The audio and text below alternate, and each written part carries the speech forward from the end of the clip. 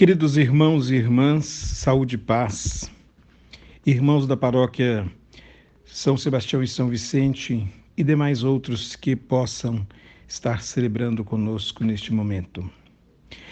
É a primeira vez que nos reunimos assim, ao redor de um instrumento de comunicação e não como pessoas em comunidade, celebrando a liturgia eucarística em nossos templos, com todas as pompas que elas merecem. Mas, queridos irmãos e irmãs, neste tempo excepcional, receba também a minha palavra de coração através deste meio de comunicação. O próximo domingo, o quarto da Quaresma, é chamado Domingo da Alegria ou Domingo Letare. O evangelho que temos é de João, capítulo 9, versículos de 1 a 41, que nos mostra Jesus curando um cego de nascença. O elemento central deste domingo é a luz. No domingo passado, era a água da Samaritana. O tempo quaresmal nos prepara para um renascimento batismal na Páscoa que se avizinha, que se aproxima. Por isso estamos no domingo letare, no domingo da alegria. Ao verem o cego, os discípulos de Jesus perguntaram: Senhor, quem pecou para que ele nascesse cego? Acreditavam, segundo as tradições, que o pecado e a doença estavam relacionados. Na verdade, o pecado é uma doença da alma, que acaba atingindo o corpo. E Jesus cura o cego. Faz uma laminha com saliva e terra, uma espécie de pomadinha oftálmica, passa nos olhos dele e manda que ele vá se lavar na piscina de Siloé. A saliva, segundo os judeus, continha a alma e o espírito. E a saliva de Jesus tem o Espírito Santo. Assim acreditavam. Esse, queridos irmãos e irmãs, não é o único milagre em que Jesus usa a saliva. Em Marcos 7,31 seguintes, Jesus cura um surdo-mudo, toca nos ouvidos dele e põe o dedo com saliva em sua língua. Ainda em Marcos 8,23, há uma cura de um cego da região de Betsaida. Jesus passa saliva nos olhos dele. Não fala que ele tenha misturado terra com a saliva. Siloé, em hebraico, quer dizer enviado. Talvez faça o texto uma referência a Jesus, o verdadeiro enviado do Pai, para restaurar nele todas as coisas. E não é só no tanque ou piscina de Siloé que faz a referência a Jesus.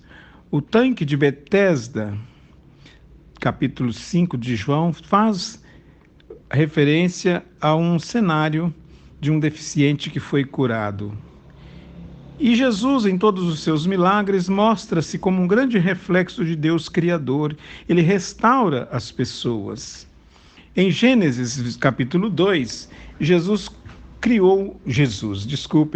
Deus criou o homem da terra, do barro. Agora, Jesus é este mesmo Deus, a continuidade deste mesmo Deus, que cura o olho cego de um homem, também usando o barro. O mesmo Deus do Gênesis é o Deus do Evangelho de João. João inicia o seu Evangelho dizendo que no princípio era o Verbo, como o livro de Gênesis começa. O cego que passa a ver é uma nova criatura, um novo Adão restaurado por Jesus. Jesus cura os olhos do cego e lhe dá uma nova visão. Não basta enxergar, é preciso ver.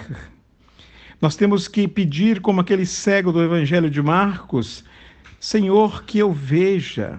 Senhor, que eu veja. Marcos 10, 51.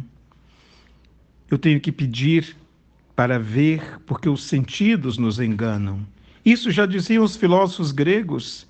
É preciso ver com a razão, além das aparências. Vejamos o que nos diz a primeira leitura de Samuel, capítulo 16. Samuel vai à casa de Jessé para escolher ali um novo rei para Israel, uma vez que o Senhor já não considerava Saul como rei, pois ele pecara contra o Senhor. E Samuel, ao ver Eliabe, irmão de Davi, pensa ser ele o escolhido, pois é forte, bonito. Mas o Senhor fala no íntimo a Samuel: não olhes para a sua aparência, nem para a sua grande estatura. O escolhido de Deus não é ele.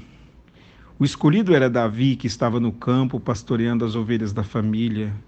Samuel manda então que Jessé reúna verdadeiramente todos os seus filhos. E quando Samuel vê Davi, o Senhor lhe diz: é ele. Num primeiro momento, Samuel não vê corretamente. Olha e julga de modo apressado. De um certo modo, Samuel, o grande Samuel, está cego. Samuel não vê com os olhos de Deus, mas com os olhos regulados pelos critérios humanos.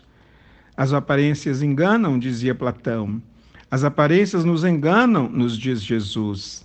É preciso ver com os olhos do coração, disse Exupéry no Pequeno Príncipe. O mesmo Deus que dá visão ao cego no Evangelho é o mesmo que dá ao sacerdote Samuel um novo olhar para ver o novo e futuro rei de Israel na pessoa do jovenzinho Davi, o pequeno pastor que se tornará a pessoa mais importante da sua família. Esse Deus que abre os olhos e nos faz ver plenamente é o pastor que nos conduz, conforme nos diz o Salmo responsorial deste final de semana, o Salmo 22. E a carta aos Efésios, a segunda leitura, capítulo 5, 8 a 14, proclama que outrora erais trevas, mas agora sois luz no Senhor. Vivei como filhos da luz, queridos irmãos e irmãs. Discerni o que agrada ao Senhor. Nesses tempos difíceis de coronavírus que estamos vivendo, é preciso saber discernir entre o verdadeiro e o falso, entre as notícias boas e os fake news, entre o joio e o trigo. E aproveito este momento para pedir de Deus a bênção para você, para a sua família, que nós possamos vencer esta pandemia o mais breve possível. Louvado seja nosso Senhor Jesus Cristo.